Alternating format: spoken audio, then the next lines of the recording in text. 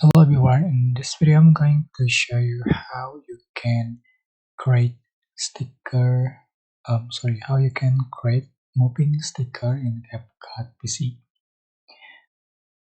So it's super simple. You're just going to select the videos or just photos that you want to edit, and I'm going to add sticker.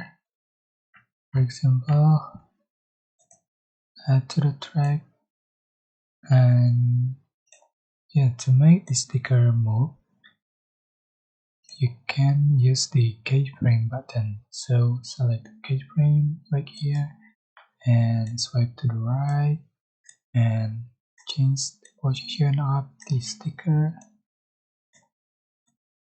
Do as before until the end of the clip. So you can resize and move.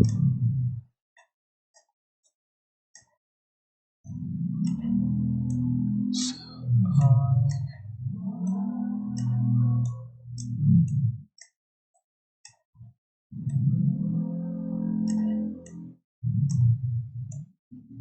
alright, so this is the final file.